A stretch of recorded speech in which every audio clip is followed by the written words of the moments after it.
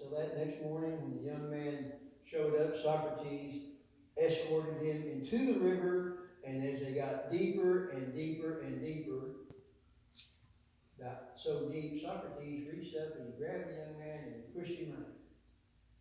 And he held that young man under for the longest time. The young man was beginning to wonder if he was going to survive this experience. He felt that he was even beginning to turn blue. And finally, Socrates let him up. The young man said, "Why? Why, Socrates? Did you almost drown me?" And Socrates said, "You wanted the secret to life? How much did you want that breath of air?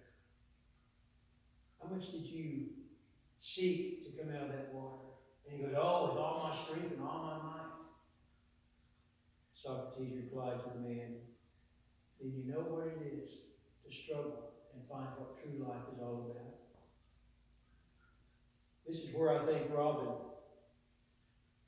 as she was in her life, that she had struggled, she had been under, and during the course of her life, she found her way to the top, to take those deep, reassuring breaths that God places inside of all of us.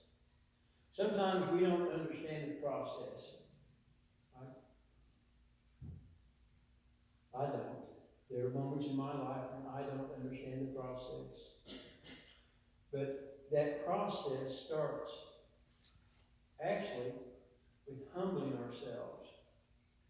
And I really, truly believe that having listened to Robin over the 5 years and sitting with her and listening to some of her stories, that she had really humbled herself. That she'd opened herself up to her God. It didn't change who she was, or how she thought, or how she dressed, or how she talked, but it changed how she viewed the world. The first step to looking for God is to realize that we are not God. And I don't know how many times y'all remember sitting around in the boardroom with Robin. At some point, on many occasions, she would comment, "Well, I'm not God."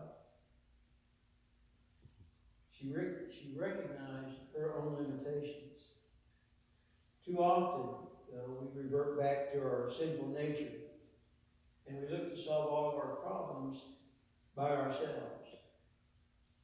I think Robin had finally come to the understanding that she needed people, that she needed to know that people cared. She needed to know the church cared, that we reached out to her.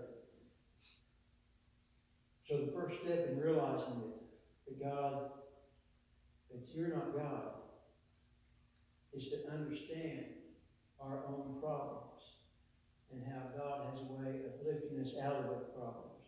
When it comes to the skills and abilities to lead us to understanding what life is really all about, in the various fields that we may find ourselves in, we see many of the same principles in the Bible. 1 Corinthians, Paul writes, "For who makes you to differ from anyone else? What do you have that you have not received?" On occasions, many occasions, in talking with Robin, she recognized that everything that she had was from God. The implication is that there are questions and abilities that we receive that we don't understand, and yet when we acknowledge that they come from God, it lifts us up into a different kind of relationship. Now, part of humility, being humble, part of being humble with ourselves is to recognize our own limitations and accept God's hand. Robin has certainly recognized her limitations over the last 5 years. And in the last 2 years, in the last year, she leaned more and more on the church and the people of the food closet. And now it's just a case of us picking up where she left off. she has given this church and this community, along with Daniel, along with all those that have served, one of the greatest gifts this community could receive. That we do it in love, and that we do it not because we have to, but because we want to. It's kind of a difference, an issue of power.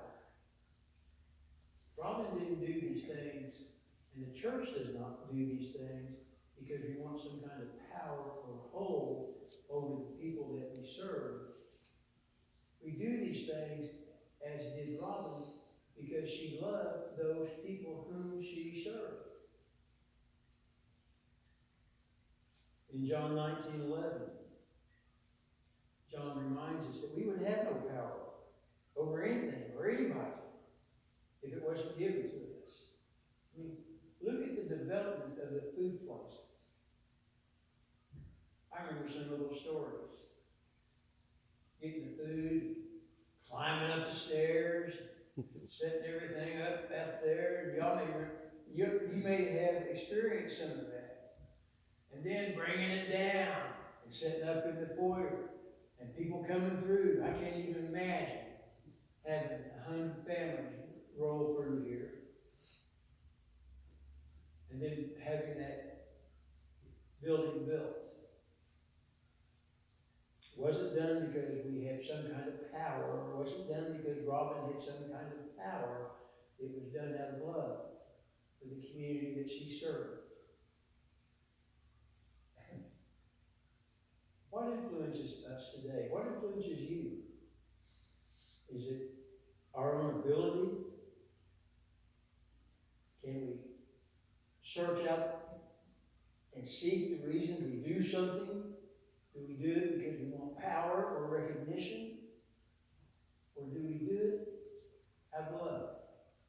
Do we do it because that's who God created us to be?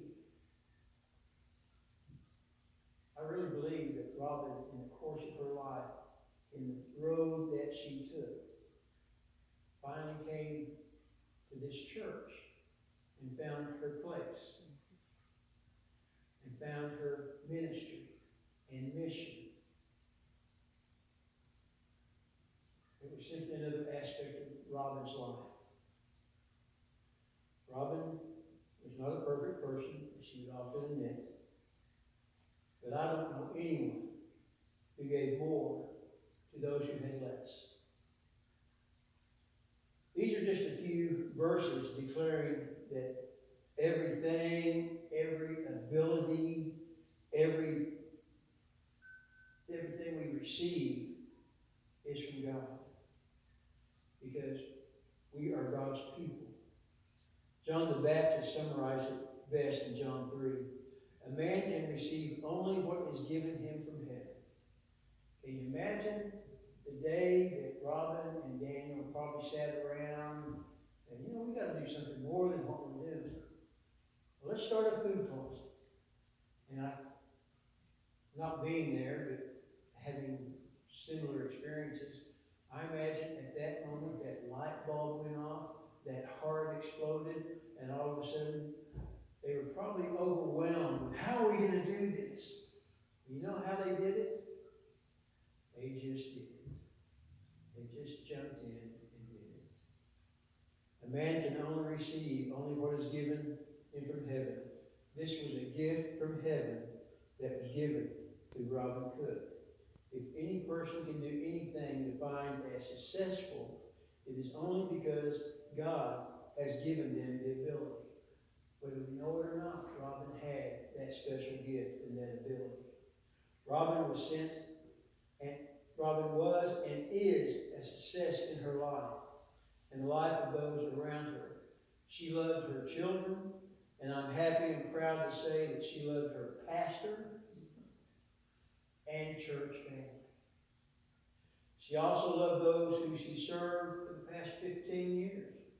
In the first 5 years I've started, just shared with y'all a little while ago, between 17 and 20,000 people have been served through that food closet because of what Robin and Daniel did 15 plus years ago. We can believe and we can affirm that in our presence, Robin was a success. But I don't think Robin would tell you that. I think Robin would be humble enough to tell you that she just did her best. In John 1, he writes, "Do not love the world or anything in the world. And if anyone loves the world, the love of the Father is not in him. For everything in the world, the craving of sinful man, the lust of his eyes, and the boasting of what he has done, comes not from the Father, but from the world. The world and its desire pass away, but the man who does the will of God lives forever." I want y'all to know that as long as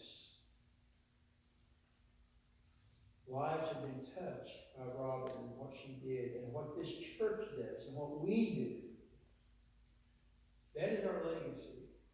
That is hers. She's done something that